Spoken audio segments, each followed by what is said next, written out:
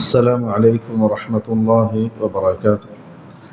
الحمد لله رب العالمين، وصلى الله على نبينا محمد وعلى آله وأصحابه أجمعين، أما بعد.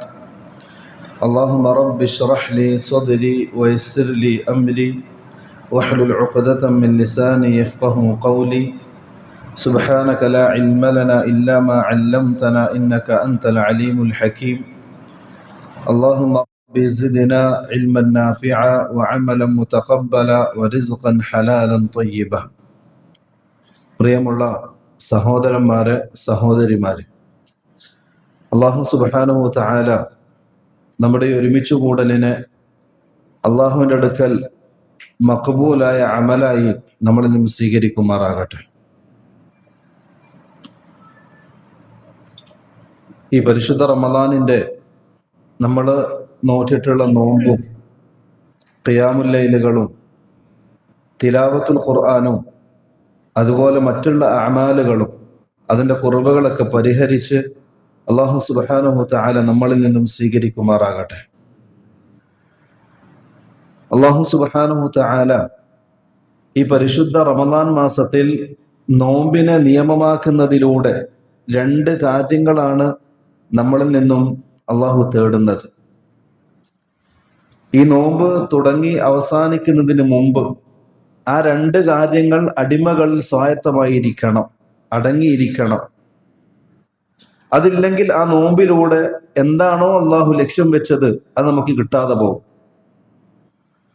അതിലൊന്ന് വളരെ ഗൗരവത്തോടു കൂടി വിശ്വാസികൾ ചിന്തിക്കുകയും ആലോചിക്കുകയും ചെയ്യേണ്ട ഒരു കാര്യമാണ് തഖ്വ. ഈ നോമ്പിന്റെ നിയമത്തിലൂടെ അള്ളാഹു നമ്മളെ പഠിപ്പിക്കുന്നത്, നോമ്പ് നിങ്ങൾക്ക് അള്ളാഹു നിയമമാക്കിയത്, നിർബന്ധമാക്കിയത് നിങ്ങൾ തഖ്വയുള്ളവരാകുന്നതിന് വേണ്ടിയാണ്. അള്ളാഹുവിനെ സൂക്ഷിച്ചുകൊണ്ട് പേടിച്ചുകൊണ്ട് ജീവിക്കുന്നവരാകുന്നതിന് വേണ്ടിയാണ് അള്ളാഹു നോമ്പ് എന്ന മഹത്തായ ഒരു അമലിനെ നമുക്ക് നിയമമാക്കി തന്നിട്ടുള്ളത്. അതുമാത്രമല്ല, ഈ തഖ്വ എന്നുള്ളത് പറയാനും കേൾക്കാനും വളരെ എളുപ്പമുള്ളതാണ്. എന്നാൽ ജീവിതത്തിൽ പ്രാവർത്തികമാക്കാൻ വളരെ കഷ്ടപ്പാടുമുള്ളതാണ് ഈ തഖ്വ എന്നുള്ളത്. അതിന്റെ ഗൗരവം മനസ്സിലാക്കാൻ ഏകദേശം അല്ലാഹു സുബ്ഹാനഹു വ തആല പരിശുദ്ധ ഖുർആനിൽ 300ഓളം സ്ഥലങ്ങളിൽ തഖ്വയെ സംബന്ധിച്ച് പരാമർശിക്കുന്നുണ്ട്. 300 സ്ഥലങ്ങളിൽ. അത് മാത്രമല്ല, മനുഷ്യന് കിട്ടാവുന്നതിൽ വെച്ച് ഏറ്റവും വലിയ പദവി അലങ്കരിക്കുന്ന റസൂലുള്ളാഹി സ്വല്ലല്ലാഹു അലൈഹി വസല്ലം, റസൂലുള്ളാഹി തങ്ങളെക്കാൾ വലിയൊരു മഹത്വമുള്ള മനുഷ്യൻ ദുനിയാവിൽ ജനിച്ചിട്ടുമില്ല, ഇനി ജനിക്കുകയും ഇല്ല ഖിയാമത്ത് നാൾ വരെ. കാരണം അമ്പിയാക്കളുടെ നേതാവായി, സ്വർഗത്തിന്റെ നേതാവായി, സ്വർഗം തുറക്കുന്ന ആദ്യത്തെ വ്യക്തിയായി, അള്ളാഹുവിന്റെ ഖലീലായി, അള്ളാഹുവിന്റെ ഹബീബായി അള്ളാഹു തെരഞ്ഞെടുത്ത നുബുവത്ത് കൊണ്ട് അലങ്കരിച്ചിട്ടുള്ള റസൂൽ കരീം സല്ലല്ലാഹു അലൈഹി വസല്ലം, അതിനപ്പുറം മറ്റൊരു മഹത്വം റസൂലിനെ സംബന്ധിച്ച് പറയാനില്ല. ഇസ്രാ മിഅ്റാജിന്റെ അന്ന് അമ്പിയാക്കൾക്ക് ഇമാമായി നിന്നത് റസൂലുള്ളാഹി സ്വല്ലല്ലാഹു അലൈഹി വസല്ലം. ഇസ്രാ മിഅ്റാജിന്റെ യാത്രയിൽ ഇസ്രാഇന്റെ സമയം ജിബ്രീലിന്റെ കൂടെ യാത്ര ചെയ്യുകയും സിദ്റത്തുൽ മുൻതഹയിൽ എത്തിയപ്പോൾ ജിബ്രീൽ നിൽക്കുകയും എന്നിട്ട് റസൂലുള്ളാഹി സ്വല്ലല്ലാഹു അലൈഹി വസല്ലമയോട് പറഞ്ഞു, ഇനി അങ്ങോട്ട് എനിക്ക് അനുവാദമില്ല, നിങ്ങൾ തനിച്ച് യാത്ര ചെയ്യണം എന്ന്. അവിടെ വരെ അള്ളാഹു മഹത്വം കൊടുത്തു റസൂലുള്ളാഹി സ്വല്ലല്ലാഹു അലൈഹി വസല്ലമ തങ്ങൾക്ക്. ഇമാം സുയൂത്തി റഹ്മഹുല്ലാ അദ്ദേഹത്തിന്റെ അദ്ദുററുൽ മൻസൂർ എന്ന കിതാബിൽ ഒരു കാര്യം ചർച്ച ചെയ്യുന്നുണ്ട്.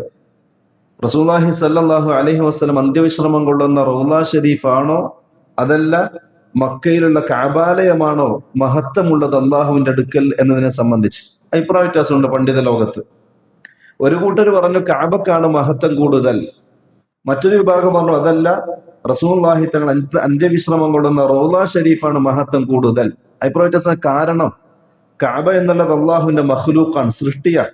സൃഷ്ടികളുടെ കൂട്ടത്തിൽ ഏറ്റവും മഹത്വമുള്ളത് റസൂലുള്ളാഹി തങ്ങൾക്കാണ്. അപ്പോൾ ഈ രണ്ട് സൃഷ്ടികൾ വരുമ്പോൾ അതിൽ ഏറ്റവും മഹത്വമായിരിക്കാം എന്ന വിഷയത്തിലാണ് അഭിപ്രായ വ്യത്യാസമുള്ളത്.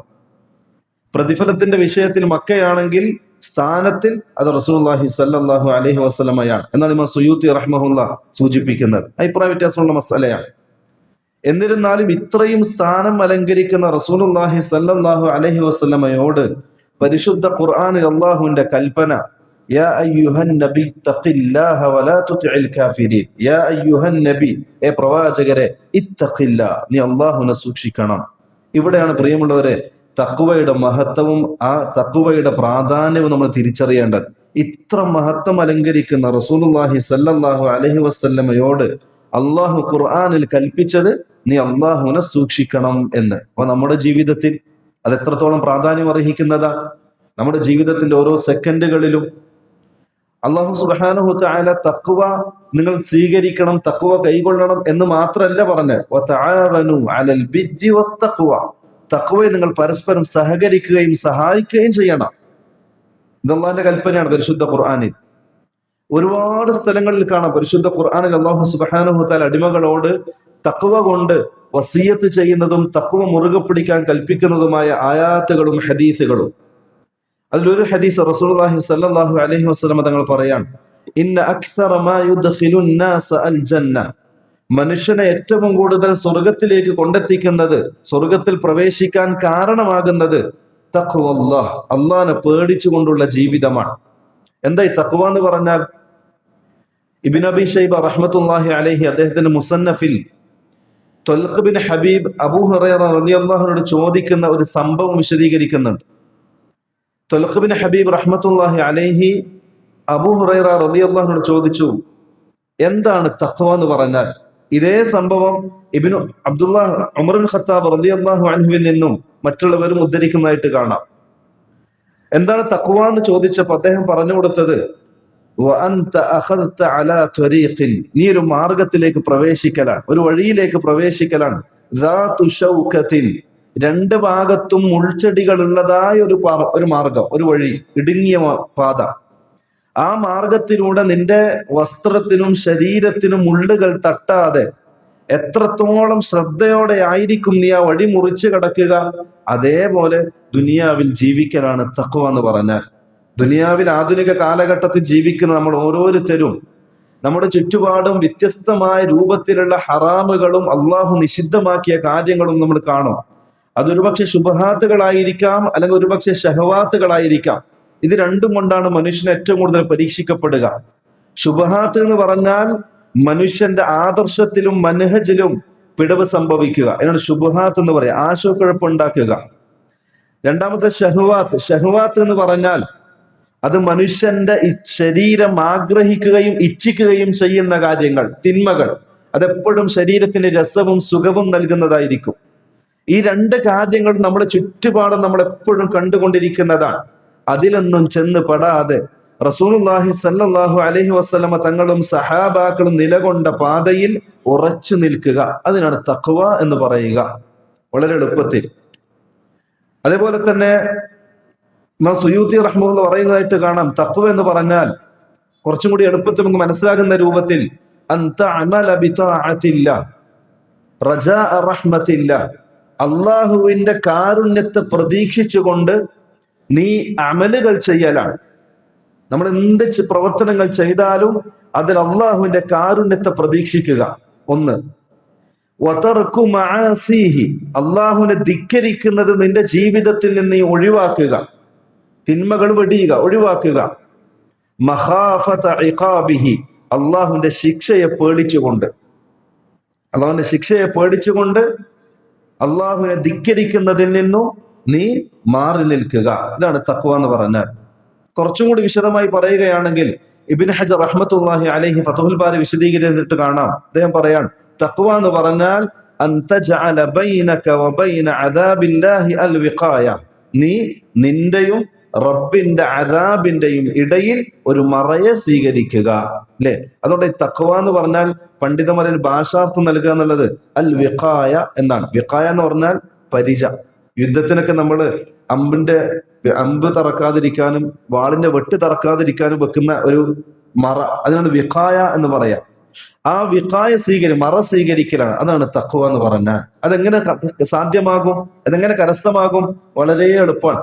റസൂലുള്ളാഹി സ്വല്ലല്ലാഹു അലൈഹി വസല്ലം തഖ്വയെ സംബന്ധിച്ച് പറഞ്ഞത്, ഈ തഖ്വയുടെ വിഷയത്തിൽ പണ്ഡിതനെന്നോ പാമരനെന്നോ തൊഴിലാളി എന്നോ മുതലാളി എന്നോ വ്യത്യാസമില്ല, എല്ലാ മനുഷ്യരും തുല്യരാണ് തഖ്വയുടെ വിഷയത്തിൽ. ഖശിയത്തും ഖൗഫും റജം അതൊക്കെ വ്യത്യസ്തമാകും. ഇൽമനുസരിച്ച് ചിലപ്പോ കൂടുതൽ ഉണ്ടാകാം, ഇൽമില്ലാത്ത അനുസരിച്ച് ചിലപ്പോൾ കുറവുണ്ടായിരിക്കാം. അമാലുകൾ ഇബാദാത്തുകൾ കൂടുന്നതനുസരിച്ച് ചിലപ്പോൾ കൂടിയേക്കാം, ഇബാദത്തുകൾ കുറയുന്നതനുസരിച്ച് ഇപ്പൊ കുറഞ്ഞേക്കാം. പക്ഷെ തഖ്വ അതെല്ലാവർക്കും ഒരേപോലെ ആയിരിക്കും. അതുകൊണ്ട് റസൂലുള്ളാഹി സ്വല്ലല്ലാഹു അലൈഹി വസല്ലം തങ്ങൾ പറഞ്ഞത് അത്തഖ്വ ഹാഹുന വയുശീറു ഇലാ സദ്രിഹി സലാസ മർറാത്ത്. റസൂല് തന്റെ നെഞ്ചിലേക്ക് വിരൽ ചൂണ്ടി 3 പ്രാവശ്യം, എന്നിട്ട് പറഞ്ഞു തഖ്വ അത് ഹൃദയത്തിൽ ഉണ്ടാകേണ്ടതാണ്, ഹൃദയത്തിൽ ഉണ്ടാകേണ്ടതാണ്. ആ ഹൃദയത്തിലെ തഖ്വയാണ് നിന്റെ അവയവങ്ങളിലൂടെ പ്രതിഫലിക്കുന്നത്, ജനങ്ങൾ കാണുന്നത്, പുറത്തു വരുന്നത് നിന്റെ ഹൃദയത്തിലുള്ള തഖ്വ. അപ്പൊ തഖ്വ എന്ന് പറഞ്ഞാൽ പ്രിയമുള്ളവർ വളരെ എളുപ്പത്തിൽ മനസ്സിലാക്കാൻ നമ്മുടെ രഹസ്യ ജീവിതം അത് അള്ളാഹു കാണുന്നുണ്ട് എന്ന ബോധ്യത്തോടുകൂടി ജീവിക്കുക. അതാണ് ചുരുക്കി പറഞ്ഞ നാടൻ ഭാഷയിൽ പറഞ്ഞ തഖ്വ എന്ന് പറഞ്ഞാൽ അള്ളാഹു എന്നെ കാണുന്നുണ്ട്, എന്നെ അറിയുന്നുണ്ട്, എന്റെ ഓരോ ചലനങ്ങളും അള്ളാഹു രേഖപ്പെടുത്തുന്നുണ്ട്. അള്ളാഹു കാണാതെ ഒരു സെക്കൻഡ് പോലും ദുനിയാവിൽ ജീവിക്കാൻ എന്നെ കൊണ്ട് സാധ്യമല്ല എന്ന് തിരിച്ചറിയുക എന്നൊരു ബോധം മനസ്സിൽ സദാസമയം ഉണ്ടായിരിക്കുക. അതാണ് തഖ്വ. അതിന് ഏറ്റവും വലിയ ഉദാഹരണമാണ് പരിശുദ്ധ ഖുർആനിൽ അള്ളാഹു സുബ്ഹാനഹു തആല നമുക്ക് പഠിപ്പിച്ചു തരുന്നത്. അതിനപ്പുറം തഖ്വയെ പ്രതിഫലിപ്പിക്കുന്ന, തഖ്വയെ ചിത്രീകരിക്കുന്ന മറ്റൊരു സംഭവം നമുക്ക് ചരിത്രത്തിൽ കാണാൻ സാധിക്കൂല. പരിശുദ്ധ ഖുർആനിൽ അള്ളാഹു സുബ്ഹാനഹു തആല ഏകദേശം 25ഓളം പ്രവാചകന്മാരെ സംബന്ധിച്ച് പറയുന്നുണ്ട്. ആ 25 പ്രവാചകന്മാരിൽ അധിക പ്രവാചകന്മാരുടെയും സംഭവങ്ങൾ വിശദമായിട്ട് തന്നെ അള്ളാഹു ഖുർആനിൽ പറയുന്നുണ്ട്. കഥകൾ, ചരിത്രം. നമ്മൾ എപ്പോഴും ചിന്തിച്ചിട്ടുണ്ടോ എന്തിനാണ് അള്ളാഹു ഖുർആനിൽ ചരിത്രം പറയുന്നതെന്ന്? അല്ലേ? ഒരുപാട് ചരിത്രങ്ങളില്ലേ? ഈ ചരിത്രം പറയാനും കേൾക്കാനും രസമാണ്, സുഖമാണ്. എന്നാൽ ആ ചരിത്രത്തിന്റെ വരികൾക്കിടയിലൂടെ നമ്മൾ പാഠം ഉൾക്കൊള്ളണം. ചരിത്രത്തിന്റെ വരികൾക്കിടയിലൂടെ ആ ചരിത്രം വായിക്കണം, എന്നിട്ട് അതിൽ പാഠം ഉൾക്കൊള്ളണം. അതാണ് ചരിത്രം കൊണ്ട് അർത്ഥമാക്കുന്നത്. ഒരു സൂറത്തിൽ അള്ളാഹു സുബ്ഹാനഹു തആല യൂസുഫ് നബി അലൈഹിസ്സലാത്തു വസ്സലാമിന്റെ സംഭവം വിശദീകരിച്ചു. ഒരു സൂറത്ത് മുഴുവൻ, ഏകദേശം 1/2 ജുസോളം വരും. ഒരു സൂറത്ത് മുഴുവൻ ഒരു പ്രവാചകന്റെ സംഭവം. ഇത് വേറെ അഹ്കാമുകളൊന്നുമില്ല, നിയമങ്ങളൊന്നുമില്ല, അടിച്ചേൽപ്പിക്കുന്ന കൽപ്പനകളോ നിരോധനങ്ങളോ എന്നിട്ടില്ല. ഒരു സംഭവം മാത്രം. റസൂലിന്റെ ജനനം മുതൽ, യൂസുഫ് നബിയുടെ ജനനം മുതൽ മരണം വരെയുള്ള ചരിത്രബഹുലമായ ഒരു സംഭവം. എന്തിനാ അള്ളാഹു അത് വിശദീകരിച്ചത്? നമുക്കതിന് പാഠം ഉൾക്കൊള്ളാൻ, അല്ലേ? ഈ സൂറത്ത് യൂസുഫിന്റെ അവതരണത്തിന്റെ പശ്ചാത്തലത്തിൽ ഇബ്നു കസീർ റഹ്മത്തുള്ളാഹി പറയുന്നതായിട്ട് കാണാം. റസൂലുള്ളാഹി സ്വല്ലല്ലാഹു അലൈഹി വസല്ലം തങ്ങളും സഹാബാക്കളും മദീനത്തേക്ക് ഹിജ്റ വന്നു. മദീനത്തേക്ക് വരുന്നതിന് മുമ്പ് മക്കയിൽ 13 വർഷം ആഖിറവുമായി ബന്ധപ്പെട്ടതും തൗഹീദിനെ സ്ഥിരപ്പെടുത്തുന്നതും ശിർക്കിനെ ഇല്ലായ്മ ചെയ്യുന്നതുമായ ആയാത്തുകളായിരുന്നു ഇറങ്ങിക്കൊണ്ടിരുന്നത്. നിങ്ങൾ പരിശോധിച്ചാൽ മനസ്സിലാവും. മക്കിയായ സൂറത്ത് എടുക്കുക, മദനിയായ സൂറത്ത് എടുക്കുക. ഈ മക്കിയായ സൂറത്തിൽ അധികവും അള്ളാഹു പരാമർശിക്കുന്നത് പരലോകത്തെ സംബന്ധിച്ചാണ്, അതല്ലെങ്കിൽ തൗഹീദിന്റെ സ്ഥിരീകരണത്തെ സംബന്ധിച്ചാണ്, ഷിർക്കിന്റെ നിരർത്ഥകത്തെ സംബന്ധിച്ചാണ്. ഇതായിരിക്കും അള്ളാഹുവിന്റെ പ്രതിവാദ വിഷയം മക്കിയായ സൂറത്തുകളിൽ. അധിക സൂറത്തും അങ്ങനെ തന്നെ മക്കത്ത് അവതരിച്ച സൂറത്തുകൾ. മദീനയിൽ അവതരിച്ച സൂറത്തുകൾ എടുത്ത് പരിശോധിച്ചാൽ അതിൽ അധിക സൂറത്തുകളും അഹ്കാമുകളായിരിക്കും. അഹ്കാം എന്ന് പറഞ്ഞാൽ നിയമനിർദ്ദേശങ്ങൾ, നിയമാവലികൾ. എങ്ങനെ നിസ്കാരം, എങ്ങനെ, അതേപോലെ തന്നെ എല്ലാം ഈ നിസ്കാരായാലും സക്കാത്ത് ആയാലും ഹജ്ജായാലും എല്ലാം ഹിജ്റയ്ക്ക് ശേഷം നിയമമാക്കപ്പെട്ടതാണ്. അവൻ തന്നെ ആ ജിഹാദിന്റെ നിയമങ്ങള്, തലാഖിന്റെ നിയമങ്ങള്, നിക്കാഹിന്റെ നിയമങ്ങള്, സക്കാത്തിന്റെയും നിസ്കാരത്തിന്റെ നിയമങ്ങള്, ഇങ്ങനെ ഒരുപാട് നിയമങ്ങൾ മദീനയിൽ അവതരിച്ചതാണ്. അപ്പൊ ഹിജ്റ വന്ന ഉടനെ തന്നെ ഈ അഹ്കാമുകളുടെ ആയാത്തുകൾ ഒരുപാട് ഇറങ്ങിയപ്പോ സഹാബാക്കൾക്ക് അതൊരു പ്രയാസമായി തോന്നി. ഒരുപാട് അഹ്കാമുകൾ നമുക്കങ്ങനെ തന്നെയല്ലേ? ഒരു ദിവസം തലാഖിന്റെ മസല പഠിച്ചാൽ തന്നെ മനുഷ്യന്റെ തല പോവും. തലാഖിന്റെ മസല, പിന്നെ ഖുൽഉ, പിന്നെ അതുപോലെ ഫസ്ഖ്, ഇങ്ങനെ ഓരോ മസലകൾ പഠിക്കുന്നതനുസരിച്ച് സഹാബാക്കൾക്ക് പ്രയാസമായി തോന്നി. അവര് റസൂലുള്ളാഹി തങ്ങളുടെ അടുക്കലേക്ക് വന്നിട്ട് പറഞ്ഞു, റസൂലെ നമുക്കൊരു പ്രയാസമുണ്ട് ഈ അഹ്കാമുകളൊക്കെ പഠിക്കാൻ. അപ്പൊ റസൂലുള്ളാഹി സ്വല്ലല്ലാഹു അലൈഹി വസല്ലം സഹാബാക്കൾക്ക് ഒരായത്ത് ഓതി കൊടുത്തു. ആ സമയത്ത് അവതരിച്ച സൂറത്താണ് സൂറത്ത് യൂസുഫ്. ആ സൂറത്ത് യൂസുഫിന്റെ പ്രത്യേകത എന്നതാണ്? അള്ളാഹു തുടങ്ങുന്നത് എങ്ങനെ അറിയോ? നഹ്നു നഖുസ്സു അലൈക അഹ്സനൽ ഖസസ്. ശ്രദ്ധിച്ച് കേട്ടോ, നിങ്ങൾക്കിത് നല്ലൊരു കഥ, സുന്ദരമായ ശ്രവണ മാധുര്യമുള്ള നല്ലൊരു കഥ വിശദീകരിച്ചു തരാൻ പോവാൻ, കഥ പറഞ്ഞു തരാൻ പോവാൻ. നിങ്ങൾ ശ്രദ്ധിച്ച് കേട്ടോ. എന്നിട്ടാണ് അള്ളാഹു സുബ്ഹാനഹു തആല ഈ യൂസുഫിന് ഇവിടെ സംഭവം ഇങ്ങനെ വിശദീകരിച്ചു കൊടുക്കുന്നത്.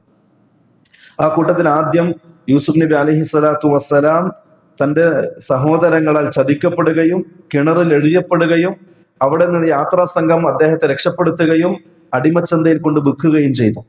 ഈ അടിമപ്പാളയത്തിൽ നിന്നും അടിമച്ചന്തയിൽ നിന്നും യൂസുഫ് നബി അലൈഹിസ്സലാത്തു വസ്സലാമയെ മിസ്റിലെ അസീസ് വില കൊടുത്ത് വാങ്ങുകയും ചെയ്തു.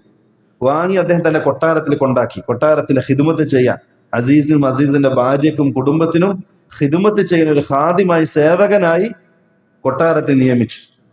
വർഷങ്ങൾ കടന്നുപോയി. യൂസുഫ് നബി അലൈഹിസ്സലാത്തു വസ്സലാം ഒരു ചെറുപ്പക്കാരനായി. ആ സമയത്ത് അസീസിന്റെ ഭാര്യയ്ക്ക് യൂസുഫ് നബിയോട് സ്നേഹം തോന്നി, പ്രേമം തോന്നി. മനുഷ്യരല്ലേ, സ്വാഭാവികം. അള്ളാഹു അതിനെ സംബന്ധിച്ച് വിശദീകരിച്ചത് യൂസുഫ് നബി അലൈഹിസ്സലാത്തു വസ്സലാമും അസീസിന്റെ ഭാര്യയും വീട്ടിലിരിക്കുന്ന സമയം അസീസിന്റെ ഭാര്യയ്ക്ക് മനസ്സിലൊരു ആഗ്രഹം തോന്നി യൂസുഫ് നബിയോട്. കാരണം സൗന്ദര്യത്തിന്റെ പ്രതീകമാണ് യൂസുഫ് നബി അലൈഹിസ്സലാത്തു വസ്സലാം. അതുകൊണ്ട് തന്നെ അസീസിന്റെ ഭാര്യയ്ക്ക് പിടിച്ചു വെക്കാൻ പറ്റിയില്ല വികാരത്തെ. അസീസ് കൊട്ടാരത്തിൽ ഇല്ലാത്ത സമയം അള്ളാഹു ഖുർആനിൽ പറഞ്ഞതാണ്, അസീസിന്റെ ഭാര്യ കൊട്ടാരത്തിന്റെ വാതിലുകൾ അടച്ചു. ഈ അല്ലഖ എന്ന വാക്ക് സാധാരണ അറബി ഭാഷയിൽ ഉപയോഗിക്കാറുള്ളത് ഒരു പ്രവൃത്തി കൂടുതലായി ചെയ്യുന്നതിനാണ് തഫ്ഈൽ ബാബ് ഉപയോഗിക്കുക, ഈ ഫീൽ ഉപയോഗിക്കുക, ഈ വെർബ് ഒരു പ്രവൃത്തി കൂടുതലായി ചെയ്യുന്നതിന്. അള്ളാഹു ഇവിടെ ഉപയോഗിച്ച വാക്കെന്താ പറയുക? സാധാരണ അറബി ഭാഷയിൽ പറയുകയാണെങ്കിൽ അഗ്ലഖ എന്നാണ് വാതിൽ പൂട്ടുന്നതിന് പറയാ, അഗ്ലഖ, വാതിൽ പൂട്ടുക. പക്ഷെ അള്ളാഹു ഇവിടെ ഉപയോഗിച്ചത് അഗ്ലഖല്ല, മറിച്ച് ഖല്ലഖ. അതിന് വ്യത്യാസം എന്താ അറിയോ? ഇബ്നു കസീർ റഹ്മത്തുള്ളാഹി വിശദീകരിച്ചത്, ഇവിടെ കൊട്ടാരത്തിന്റെ 7 അറകൾക്കുള്ളിലായിരുന്നു അവർ ഉണ്ടായിരുന്നത്. അതിന്റെ അർത്ഥം ആരും കാണാനുമില്ല, ചോദിക്കാനുമില്ല, പറയാനുമില്ല. ഈ 7 അറയുടെയും വാതിലുകൾ അസീസിന്റെ ഭാര്യ ബന്ധാക്കി, ലോക്ക് ചെയ്തു. അത് അള്ളാഹു ഖല്ലഖ എന്ന വാക്ക് ഉപയോഗിക്കാൻ കാരണമെന്ന് ഇബ്നു കസീർ റഹ്മത്തുള്ളാഹി വിശദീകരിക്കണ്ടായി. കൊട്ടാരല്ലേ, കൊട്ടാരത്തിന്റെ എല്ലാ വാതിലും അടച്ചു. എന്ന് മാത്രമല്ല, കൊട്ടാരത്തിൽ ഇവർക്ക് കാവൽ നിൽക്കാൻ ഭടന്മാരുണ്ട്. ആരും അകത്ത് കടന്നു വരില്ല അനുവാദം ഇല്ലാതെ. ആരും ചോദിക്കാനുള്ള, പറയാനുമില്ല, കാണാനുമില്ല. എന്നിട്ട് ആ മഹദി അസീസിന്റെ ഭാര്യ യൂസുഫ് നബി അലൈഹിസ്സലാത്തു വസ്സലാമയോട് പറഞ്ഞു, പിന്നെ വാ, ക്ഷണിച്ചു. യൂസുഫ് നബി അലൈഹിസ്സലാത്തു വസ്സലാം ഇന്നി അഖാഫുല്ലാഹ്, ഞാൻ എൻ്റെ റബ്ബിനെ ഭയപ്പെടുന്നു എന്ന് പറഞ്ഞിട്ട് മാറി നിന്നു. അതാണ് പ്രിയമുള്ളവരെ തഖ്വ എന്ന് പറഞ്ഞാൽ. സാഹചര്യം അനുകൂലമാണ്, ആരും ചോദിക്കാനില്ല, ആരും പറയാനില്ല, ആരും കാണാനുമില്ല, സിറ്റുവേഷൻ എല്ലാം അനുകൂലമാണ്. എന്നിട്ടും എൻ്റെ റബ്ബ് എന്നെ കാണുന്നുണ്ട് എന്ന ബോധ്യത്തോടു കൂടി യൂസുഫ് നബി അലൈഹിസ്സലാത്തു വസ്സലാം മാറി നിൽക്കാൻ. അതാണ് തഖ്വ. ഇതിനേക്കാൾ ഒരു ഉദാഹരണം ഖുർആനിൽ വേറെ കാണാൻ പറ്റൂല. നമുക്ക് തഖ്വയെ സംബന്ധിച്ച് വിശദീകരിക്കുന്നിടത്ത് നമ്മൾ ചിന്തിച്ചാൽ നമ്മുടെ ജീവിതത്തിൽ എന്റെ ഓരോ സെക്കൻഡുകളും എന്റെ റബ്ബ് കാണുന്നുണ്ട്. ഇന്ന റബ്ബക ലബിൽ മിർസാദ്, നിന്റെ റബ്ബ് ഒരു പതിസ്ഥാനത്തിരുന്നു കൊണ്ട് നിന്നെ നിരീക്ഷിച്ചുകൊണ്ടിരിക്കുന്നുണ്ട്. നിന്റെ ചലനങ്ങളും നിന്റെ സംസാരങ്ങളും നിന്റെ ചാറ്റുകളും നിന്റെ സംസാരവും നിന്റെ എഴുത്തുകുത്തുകളും എല്ലാം നിന്റെ റബ്ബ് കണ്ടുകൊണ്ടിരിക്കുന്നുണ്ട്. എന്ന് മാത്രമല്ല, മാ യൽഫിളു മിൻ ഖൗലിൻ ഇല്ലാ ലദൈഹി റഖീബുൻ അതീദ്, നീ പറയുന്ന വാക്കുകളൊന്നും മലക്കുകൾ രേഖപ്പെടാതെ വിട്ടുപോകുന്നില്ല, എല്ലാം രേഖപ്പെടുത്തുന്നുണ്ട്. അള്ളാഹു പറഞ്ഞെന്താ അറിയോ? എന്നിട്ട് ആ രേഖപ്പെടുത്തിയ കിതാബ് നിന്റെ കയ്യിൽ തരും. ഇഖ്റ കിതാബക കഫാ ബിനഫ്സിക അൽയൗമ അലൈക ഹസീബ, ഈ കിതാബ് വായിക്കും. ഈ കിതാബിൽ നീ ചെയ്ത സകല കാര്യങ്ങളും രേഖപ്പെടുത്തിയിട്ടുണ്ട്. ഇന്നത്തെ ദിവസം നിന്നെ വിചാരണ ചെയ്യാൻ ഈ കിതാബ് മാത്രം മതി, അള്ളാഹ് പറയും. എന്നിട്ടോ ആ മനുഷ്യ കിതാബ് വായിക്കും. എന്നിട്ട് ഫാസിഖായ മനുഷ്യൻ പറയും, മാ ലിഹാദൽ കിതാബ് ലാ യുഗാദിറു സഗീറതൻ വലാ കബീറതൻ ഇല്ലാ അഹ്സാഹ. ഇതെന്തൊരു കിതാബാണ്, ഇതെന്തൊരു കിതാബാണ്. ഞാൻ ചെയ്തിട്ടുള്ള ചെറിയ ചെറിയ കാര്യങ്ങൾ വരെ ഇതിൽ രേഖപ്പെടുത്തിയിട്ടുണ്ട്. അത് തിന്മയായാലും നന്മയായാലും. ഞാൻ ചെയ്തിട്ടുള്ള നന്മകളും രേഖപ്പെടുത്തിയിട്ടുണ്ട്. അത് ചെറുതായാലും വലുതായാലും എല്ലാ കാര്യങ്ങളും ഇതിൽ രേഖപ്പെടുത്തിയിട്ടുണ്ട്.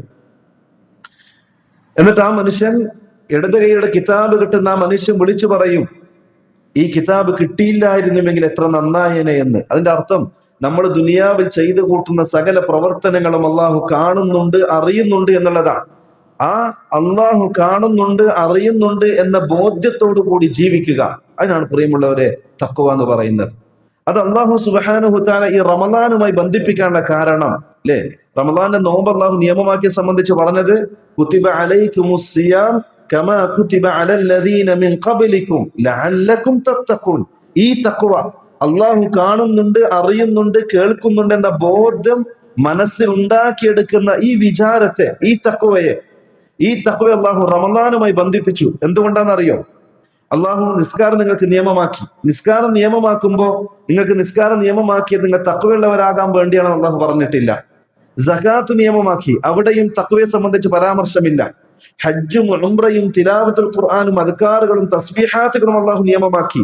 ഇവിടെയൊന്നും അള്ളാഹു നിങ്ങൾ തഖ്വയുള്ളവരാകുന്നതിന് വേണ്ടി എന്ന് പറഞ്ഞിട്ടില്ല. മറിച്ച് നോമ്പിനടുത്ത് മാത്രം അള്ളാഹുവിനെ പറയാൻ കാരണം നോമ്പ് മറ്റുള്ള ഇബാദത്തുകളിൽ നിന്നും വ്യത്യസ്തമാണ്. നോമ്പ് എന്നുള്ളത് അത് അള്ളാഹുവും അടിമയും തമ്മിലുള്ള രഹസ്യ ഉടമ്പടിയാണ്, രഹസ്യ കരാറാണ്. ഞാൻ നോമ്പുകാരനാണോ നിങ്ങൾക്കറിയോ? ഞാൻ വെള്ളം കുടിച്ചിട്ടുണ്ടോ നിങ്ങൾക്കറിയോ? ഇല്ല. ഞാൻ രാവിലെ മുതൽ വൈകുന്നേരം വരെ ഭക്ഷണപാനീയങ്ങളിൽ നിന്നും എന്റെ വിചാരങ്ങളിൽ നിന്നും തോന്നിവാസങ്ങളിൽ നിന്നും ഞാൻ എന്റെ ശരീരത്തെയും മനസ്സിനെയും കണ്ണിനെയും ശരീരത്തെയും നിയന്ത്രിച്ച് മാറി നിൽക്കുന്നത് എന്റെ റബ്ബെന്നെ കാണുന്നുണ്ട്, എന്റെ റബ്ബെന്നെ അറിയുന്നുണ്ട് എന്ന ബോധ്യത്തോടു കൂടിയാണ്. അത് നോമ്പിന് മാത്രമേ ഉള്ളൂ. മറ്റെല്ലാ കാര്യം നിസ്കരിക്കാൻ പള്ളിയിലേക്ക് വരാത്ത ഒരാളെ സംബന്ധിച്ച് നമുക്ക് പറയാം അയാൾ നിസ്കരിച്ചിട്ടില്ല. സുബഹിക്ക് എഴുന്നേൽക്കാതെ വീട്ടിൽ ലൈറ്റൊന്നും കാണാത്ത ആൾക്കാരെ നോക്കി നമുക്ക് പറയാം അയാൾ രാവിലെ എഴുന്നേറ്റിട്ടുണ്ടാകൂല. സകാത്ത് കൊടുക്കാത്ത ആളെ നമുക്കറിയാം സകാത്ത് കൊടുത്തിട്ടുണ്ടാകൂല. ഹജ്ജിന് പോകാത്തവരെ സംബന്ധിച്ച് നമുക്കറിയാം അയാൾ ഹജ്ജിന് പോയിട്ടുണ്ടാകൂല. പക്ഷെ നോമ്പില്ലാത്ത ഒരാളെ നമുക്ക് പറയാൻ പറ്റുമോ? ഇല്ല. അത് ബാഹ്യമായി കാണാൻ പറ്റുന്ന ഒരു അമലല്ല. അതുകൊണ്ട് അല്ലാഹു സുബ്ഹാനഹു തആല പറഞ്ഞത് ഖുദ്സിയായ ഹദീസിൽ, മനുഷ്യൻ ചെയ്യുന്ന കർമ്മങ്ങളെല്ലാം മനുഷ്യനുള്ളതാണ്, ഇല്ല സൗം, നോമ്പൊഴിച്ച്. ഈ നോമ്പ് എനിക്കുള്ളതാണ്, ആ നോമ്പിന്റെ പ്രതിഫലം ഞാൻ നൽകുന്നതാണ് എന്ന്. അപ്പൊ തഖ്വയുമായി ഏറ്റവും കൂടുതൽ ബന്ധപ്പെട്ട് കിടക്കുന്നത് നോമ്പെന്ന അമലാണ്. അതുകൊണ്ട് അല്ലാഹു സുബ്ഹാനഹു തആല ഇങ്ങനെ പറയേണ്ട കാരണം. അത് മാത്രമല്ല, റസൂലുള്ളാഹി സ്വല്ലല്ലാഹു അലൈഹി വസല്ലം പ്രിയപ്പെട്ട സഹാബി അബ്ദുല്ലാഹ് ഇബ്നു ഉമർ റളിയല്ലാഹു അൻഹു, ഇമാം ബൈഹഖി റിപ്പോർട്ട് ചെയ്യുന്ന സഹീഹായ ഹദീസാണ്. ഷെയ്ഖ് അൽബാനി റഹിമഹുല്ലാഹ് ഹസൻ എന്ന വിശേഷണം നൽകിയിട്ടുണ്ട്. അബ്ദുല്ലാഹ് ഇബ്നു ഉമർ റളിയല്ലാഹു അൻഹു ഒരു യാത്രയിൽ ഒരാടിനെ മേയിച്ച് നടക്കുന്ന ആട്ടിടയന്റെ അടുത്തുകൂടി കടന്നുപോയി. അപ്പൊ ഇദ്ദേഹം ആ ആട്ടിടയോട് പറഞ്ഞു, പിന്നെ നമുക്ക് ഭക്ഷിക്കാൻ കുറച്ച് മാംസമുള്ള ഒരു ആടിനെ തരുമെന്ന് ചോദിച്ചു. അപ്പൊ ഈ ആട്ടിടൻ പറഞ്ഞു, ഇല്ല, ഇത് എന്റേതല്ല, എന്റെ യജമാനന്റെതാ, ഞാൻ ജോലിക്കാരൻ മാത്രമാണ്. അപ്പൊ അദ്ദേഹം അബ്ദുല്ലാഹി ഇബ്നു ഉമർ റളിയല്ലാഹു അൻഹു പറഞ്ഞു, ഇവിടെ നിങ്ങളുടെ മുതലാളി ഇല്ലാലോ, ഇവിടെ യജമാൻ ഇല്ല, അത് കാണാനില്ലാലോ, മരുഭൂമിയല്ലേ, നീ ചെന്നായി പിടിച്ചെന്ന് പറഞ്ഞാൽ മതി എന്ന് പറഞ്ഞു. അപ്പൊ ആ ആട്ടിടയൻ അബ്ദുല്ലാഹി ഇബ്നു ഉമർ റളിയല്ലാഹു അൻഹു തല ആകാശത്തേക്ക് ഉയർത്തിയിട്ട് അദ്ദേഹം പറഞ്ഞു, അയിനല്ലാ, അല്ലാഹ് കാണുന്നില്ലേ, അല്ലാഹ് ഇവിടെ ഇല്ലേ എന്നൊരു ചോദ്യം ആ ആട്ടിടയൻ അബ്ദുല്ലാഹി ഇബ്നു ഉമർ റളിയല്ലാഹു അൻഹുവിനോട് ചോദിച്ചു. ഇത് കേട്ടപ്പോൾ അബ്ദുല്ലാഹി ഇബ്നു ഉമർ റളിയല്ലാഹു അൻഹു പറയാണ്, വനഹ്നു അഹഖു ബിഹി, നീ പറഞ്ഞ ഈ സംസാരം പറയാൻ ഏറ്റവും അർഹനായിട്ടുള്ളത് ഞാനാണ്. എന്നിട്ട് അദ്ദേഹം കരയുകയും ചെയ്തു. അതുപോലും എന്റെ മനസ്സിൽ തോന്നിയിട്ടില്ലല്ലോ എന്ന് പറഞ്ഞു. അതാണ് പ്രിയമുള്ളവരെ തഖ്വ എന്ന് പറഞ്ഞാൽ. എന്റെ രഹസ്യ ജീവിതം എന്റെ റബ്ബ് കാണുന്നുണ്ട് എന്ന ബോധ്യത്തോടു കൂടി ജീവിക്കുക. ഇനി തഖ്വ ഒരാൾ നേടിയെടുത്താൽ, ജീവിതത്തിൽ തഖ്വ നേടിയെടുത്താൽ 3 കാര്യങ്ങളാണ് അല്ലാഹു വാഗ്ദാനം ചെയ്യുന്നത്. ഒരാളുടെ ജീവിതത്തിൽ തഖ്വ ഉണ്ടെങ്കിൽ 3 കാര്യങ്ങൾ വാഗ്ദാനം ചെയ്യുന്നത് ഒരുപാടുണ്ട്. അത് ചുരുക്കി പറയുകയാണെങ്കിൽ 3 എണ്ണം. അതിലൊന്ന് അല്ലാഹു സുബ്ഹാനഹു തആല പറയുന്നു, വമൻ യത്തഖില്ലാഹ യജ്അൽ ലഹു മഖ്റജ വയർസുഖുഹു മിൻ ഹൈതു ലാ യഹ്തസിബ്. ഒന്നാമത്തെ കാര്യം, വമൻ യത്തഖില്ലാഹ യജ്അൽ ലഹു മഖ്റജ, അല്ലാഹുവിനെ പേടിച്ചുകൊണ്ട് സൂക്ഷിച്ചുകൊണ്ട് ദുനിയാവിൽ ജീവിക്കുന്ന മനുഷ്യന് എല്ലാ കാര്യങ്ങളിൽ നിന്നും അവൻ അല്ലാഹു സുബ്ഹാനഹു തആല ഒരു പോംവഴി കാണിച്ചു കൊടുക്കുന്നതാണ്. ഒരിക്കലും അല്ലാഹു പ്രയാസപ്പെടുത്തൂല, ഒരിക്കലും അല്ലാഹു തളർത്തിക്കളയൂല. ഒരു പ്രയാസം വരുമ്പോ അതിൽ നിന്നും മാറാനുള്ള ഒരു വഴി അല്ലാഹു തുറന്നു കൊടുക്കും. കടബാധ്യതകൾ കൊണ്ട് നിറഞ്ഞു കച്ചവടം നഷ്ടത്തിലായി, മറ്റൊരു വഴി അല്ലാഹു തുറന്നു കൊടുക്കും. അങ്ങനെ മറ്റു ദുനിയാവിന്റെ പ്രയാസങ്ങളും ബുദ്ധിമുട്ടുകളും ടെൻഷനുകളും നിറയുമ്പോ അള്ളാഹുവിനെ തഖ്വ ചെയ്യുന്ന മുത്തഖീങ്ങൾക്ക് അള്ളാഹു മറ്റൊരു മാർഗം തുറന്നു കൊടുക്കും. അള്ളാഹു ഒരിക്കലും അള്ളാഹുവിനെ തഖ്വ ചെയ്യുന്ന, അള്ളാഹുവിനെ പേടിക്കുന്ന മനുഷ്യരെ അള്ളാഹു ഒരിക്കലും പ്രയാസപ്പെടുത്തില്ല ദുനിയാവിൽ. ഇന്നല്ലെങ്കിൽ നാളെ മറ്റൊരു വഴി അള്ളാഹുവിന് വേണ്ടി തുറന്നു കൊടുക്കും. അല്ലേ? ഒന്നാമത്തെ കാര്യം. ഇനി അതല്ല, നമ്മുടെ ജീവിതത്തിൽ തഖ്വ ഇല്ലേ, പല രൂപത്തിൽ നമ്മൾ പരീക്ഷിക്കപ്പെടും, നമ്മൾ അറിയാത്ത രൂപത്തിൽ. നമുക്കിത് മനസ്സിലാവില്ല. എന്റെ ജീവിതത്തിൽ തിന്മ സംഭവിച്ചു കൊണ്ടാണ് ഇന്ന പ്രയാസങ്ങളൊക്കെ ഉണ്ടായത്. നമ്മൾ അറിയാത്ത രൂപത്തിൽ അള്ളാഹു നമ്മളെ പരീക്ഷിച്ചു കളയും. അതൊരു യാഥാർത്ഥ്യമാണ്. നമ്മൾ യൂസുഫ് നബിയുടെ കഥ വിശദീകരിച്ചല്ലോ. ആ സംഭവത്തിന്റെ സൂറത്തിന്റെ അവസാന ഭാഗം അള്ളാഹു പറയുന്ന ഒരു വാക്കുണ്ട്, വളരെ ഗൗരവപ്പെട്ട വാക്കാണ്. ഇത്രയും വിശാലമായി യൂസുഫ് നബിയുടെ കഥ വിശദീകരിച്ച് അള്ളാഹു ലാസ്റ്റ് പറയുന്ന ഒരു വാക്ക്, വമൻ യത്തഖി വയസ്ബിർ ഫഇന്നല്ലാഹ ലാ യുദീഉ അജ്റൽ മുഹ്സിനീൻ. വളരെ ഗൗരവപ്പെട്ട വാക്കാണ്, നമ്മൾ ഓരോരുത്തരും മനസ്സുകൊണ്ട് വായിക്കേണ്ട വാക്കാണ്.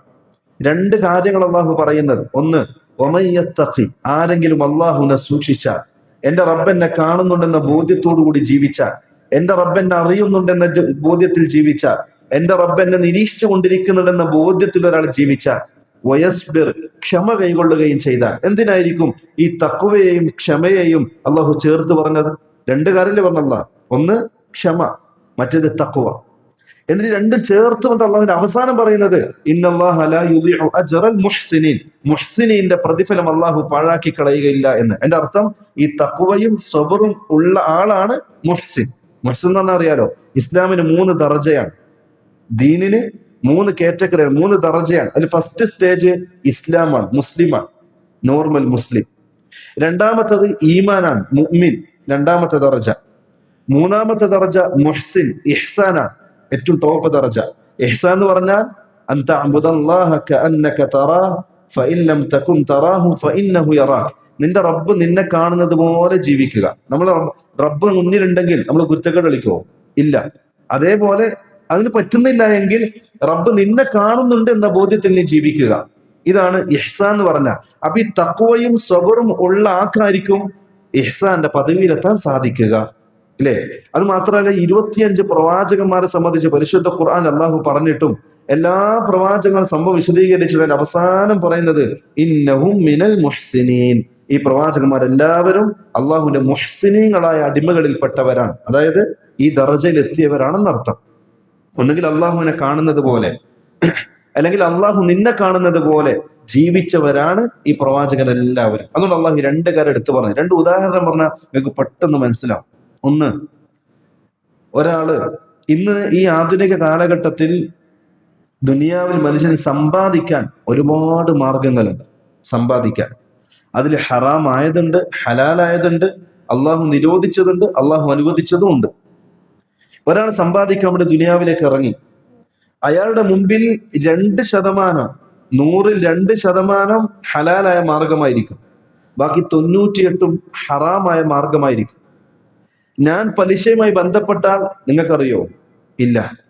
ഞാൻ കച്ചവടത്തിൽ വഞ്ചന കാണിച്ചാൽ നിങ്ങൾക്കറിയോ? ഇല്ല. മറ്റുള്ള ഹറാമായ മാർഗത്തിലൂടെ, കൊള്ളയിലൂടെയോ അല്ലെങ്കിൽ മോഷ്ടിച്ചിട്ടോ ആണെങ്കിൽ ആ സമ്പത്ത് ഉണ്ടാക്കുന്നതെങ്കിൽ, അല്ലെങ്കിൽ എൻ്റെ മറ്റൊരു സഹോദരനെ, കൂട്ടുകാരനെ വഞ്ചിച്ചിട്ട് അതിലൂടെ സമ്പത്ത് ഉണ്ടാക്കുന്നതാണെങ്കിൽ നിങ്ങൾക്കറിയോ? ഇല്ല. ആ മാർഗം എൻ്റെ മുമ്പിൽ ഓപ്പണാണ്, എനിക്ക് വേണമെങ്കിൽ പ്രവേശിക്കാം. പക്ഷെ അവിടെയാണ് പ്രിയമുള്ളവരെ തഖ്വ എന്ന് പറയുന്നത്. അള്ളാഹു അറിയുന്നുണ്ടെന്ന ബോധ്യത്തോടെ മാറി നിൽക്കുക, ഒന്ന്. രണ്ടാമത്തത്, അങ്ങനെ പെട്ടെന്നൊന്നും മാറിക്കാൻ പറ്റൂല മനുഷ്യനെ. കാരണം മനുഷ്യന്റെ മനസ്സ് ഖുലിഖൽ ഇൻസാനു ദഈഫ, മനുഷ്യൻ ദുർബലനായിട്ടാണ് സൃഷ്ടിക്കപ്പെട്ടത്. ഇന്നൻ നഫ്സ ലഅമ്മാറത്തുൻ ബിസ്സു, മനുഷ്യന്റെ ശരീരവും മനുഷ്യന്റെ ആത്മാവും എപ്പോഴും തിന്മ കൽപ്പിച്ചുകൊണ്ടിരിക്കുകയും തിന്മയുടെ രസം ആസ്വദിക്കുകയും ചെയ്യുന്ന ശരീരങ്ങളായിരിക്കും.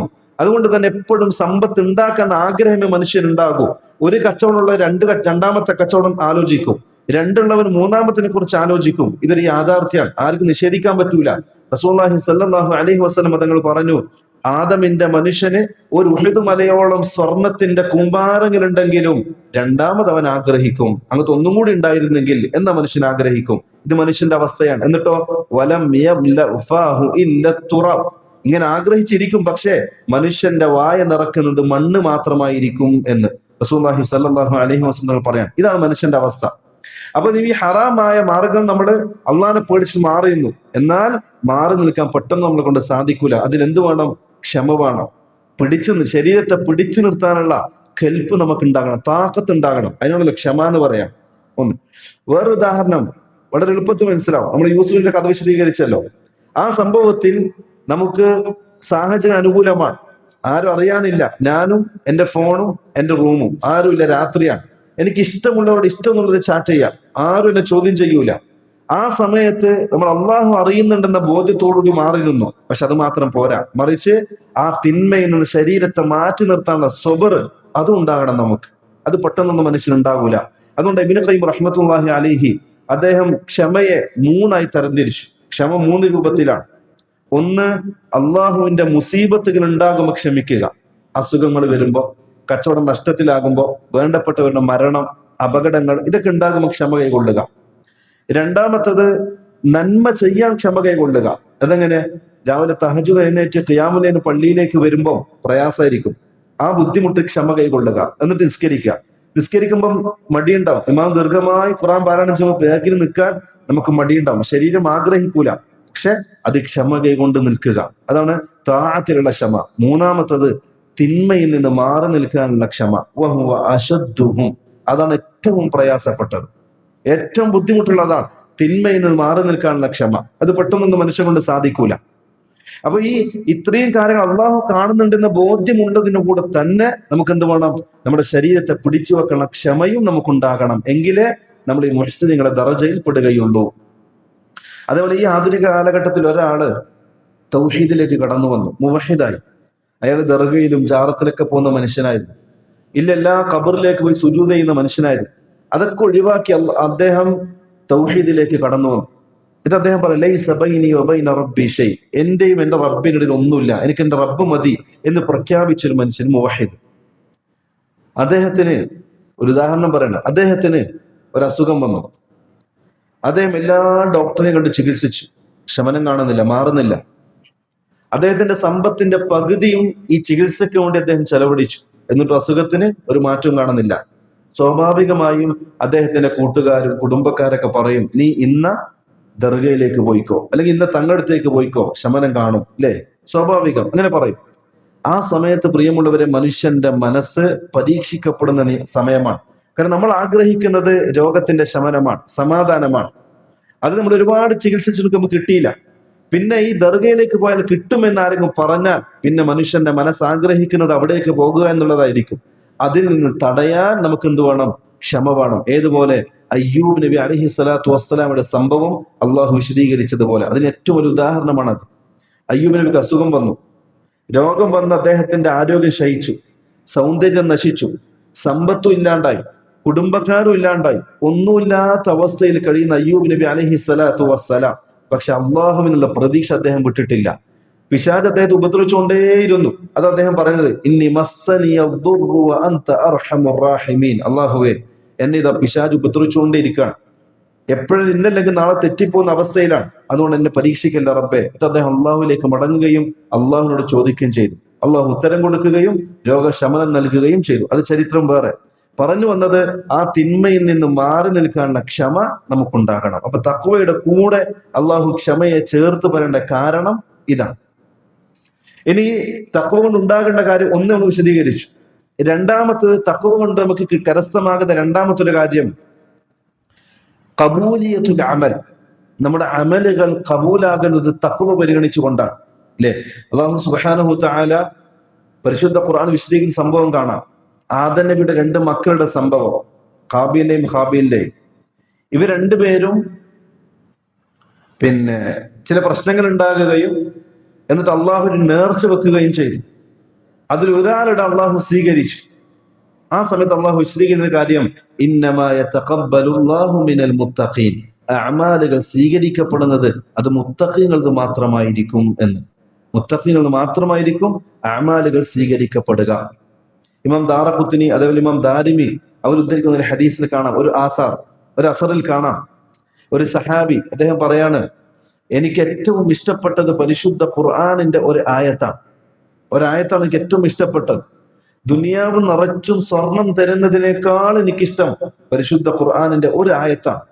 അപ്പൊ അദ്ദേഹത്തിന്റെ സദസ്സുണ്ടാകും, ചോദിച്ചു അതേതാണ്? അപ്പൊ അദ്ദേഹം പറഞ്ഞു, ഇന്നമാ യതഖബ്ബലുല്ലാഹു മിനൽ മുത്തഖീൻ എന്ന് പറഞ്ഞ ആ മുത്തഖീങ്ങളുടെ കൂട്ടത്തിൽ അള്ളാഹുവിനെ ഉൾപ്പെടുത്തുക എന്നുള്ളതാണ്, അല്ലെ? കാരണം മുത്തഖീങ്ങൾ മാത്രമേ അള്ളാഹു അമലുകൾ സ്വീകരിക്കുകയുള്ളൂ. മുത്തഖീങ്ങളല്ലാത്തവർ അവരുടെ അമല് നിഷ്ഫലമാണ്, പാഴായി പോകുന്നതാണ്.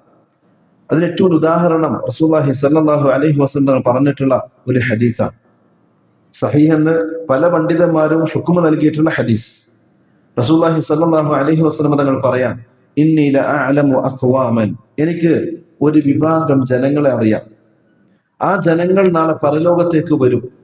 ഒരുപാട് അമലുകൾ അവരുടെ കൈകളിൽ ഉണ്ടാവും, ഒരുപാട് അമലുകൾ ഉണ്ടാവും. സ്വർഗം ആഗ്രഹിച്ചുകൊണ്ട്, സ്വർഗം കൊതിച്ചുകൊണ്ടായിരിക്കും അവര് നാളെ പരലോകത്തേക്ക് വരിക. എന്നാൽ അല്ലാഹു സുബ്ഹാനഹു വ തആല അവരുടെ അമലുകളൊക്കെ ഫജഅലല്ലാഹു ഹബാഅൻ മൻസൂറ, കാറ്റിൽ പാറിപ്പോകുന്ന ധൂളികളെ പോലെയാക്കി അള്ളാഹു അമലുകളെ മാറ്റും, തട്ടിത്തെറിപ്പിക്കും. അള്ളാഹു സ്വീകരിക്കൂല.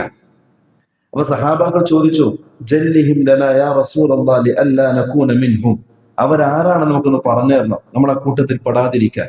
ഇത്രയും അമലുകൾ ചെയ്തിട്ട് നാളെ പരലോകത്തേക്ക് വരുമ്പോൾ അവിടെ അമലുകൾ അള്ളാഹു സ്വീകരിക്കാതെ തട്ടിക്കളയുന്ന ആ സങ്കടപ്പെടുത്തുന്ന അവസ്ഥ അതില്ലാതിരിക്കാൻ ഈ കൂട്ടരാരാണ് നമുക്കൊന്ന് വിശദീകരിച്ചു തരണം. റസൂലുള്ളാഹി സ്വല്ലല്ലാഹു അലൈഹി വസല്ലം പറഞ്ഞു കൊടുത്തു, നിങ്ങൾ നിസ്കരിക്കുന്നത് പോലെ നിസ്കരിക്കുന്നവരായിരിക്കും അവർ, നിങ്ങൾ ഖുർആൻ പാരായണം ചെയ്യുന്ന പോലെ ഖുർആൻ പാരായണം ചെയ്യുന്നവരായിരിക്കും അവർ. അതതിന്റെ താല്പര്യം. നാട്ടിൽ എല്ലാ ഹൈറിലും മുന്നിലുണ്ടാവും, നിസ്കരിക്കാൻ ഫസ്റ്റ് സഫിലുണ്ടാവും. അതേപോലെ തന്നെ പ്രത്യേകിച്ച് റമദാനുകളിൽ സജീവമായിട്ടുണ്ടാവും, പള്ളികളിലും പള്ളിയുടെ മറ്റുള്ള അമാലുകളിലൊക്കെ. സമൂഹം മാന്യനാണെന്നും മുത്തഖിയാണെന്നും രേഖപ്പെടുത്തിയ മനുഷ്യനായിരിക്കും. പക്ഷേ റസൂലുള്ളാഹി സ്വല്ലല്ലാഹു അലൈഹി വസല്ലം പറഞ്ഞു, പരസ്യമായി നോക്കുമ്പോൾ അവർ നല്ല മനുഷ്യരായിരിക്കും. പക്ഷേ അവരുടെ രഹസ്യ ജീവിതത്തിലേക്ക് നീങ്ങിയാൽ, അവർ ഒറ്റക്കാണെന്ന തോന്നലുണ്ടായാൽ, ആരും കാണാനില്ല, അറിയാനില്ല, കേൾക്കാനില്ല എന്നൊരു തോന്നല് ആ മനസ്സിനുണ്ടായാൽ, അയാൾ ഇൻതഹഖു മഹാരിമല്ലാഹ്, അള്ളാഹു നിശ്ചയിച്ച പരിധികൾ അവർ ലംഘിക്കുന്നതാണ്, അള്ളാഹു ഹറാമാക്കിയ കാര്യങ്ങൾ അവർ പ്രവർത്തിക്കുന്നതാണ്. അങ്ങനെയുള്ള കൂട്ടരാണ് അമലുകൾ സ്വീകരിക്കപ്പെടാതെ തള്ളപ്പെടുന്നത് എന്ന്. നമുക്ക് കിട്ടുന്നൊരു പാഠം എന്താ അറിയോ? നമ്മുടെ പരസ്യ ജീവിതം എത്ര ഭംഗിയാണോ അലങ്കാരമാണോ അതിനേക്കാൾ സൗന്ദര്യമുള്ളതായിരിക്കണം നമ്മുടെ രഹസ്യ ജീവിതം. കാരണം അള്ളാഹു ഇവിടെ ഇത്രയും അമലുകൾ ചെയ്ത മനുഷ്യന്റെ ഈ അമലുകൾ തട്ടിത്തെറിപ്പിക്കാൻ കാരണം അവന്റെ രഹസ്യ ജീവിതത്തിൽ തഖ്വയില്ല എന്നുള്ളതാണ്.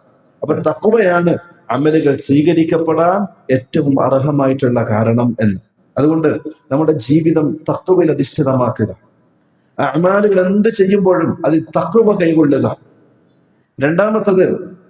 മൂന്നാമത്തെ കാര്യം, തഖ്വ നേടിയെടുത്താൽ കിട്ടുന്ന മൂന്നാമത്തെ കാര്യം മഹബ്ബത്തുല്ലാഹ്, അള്ളാഹുവിന്റെ സ്നേഹമാണ്.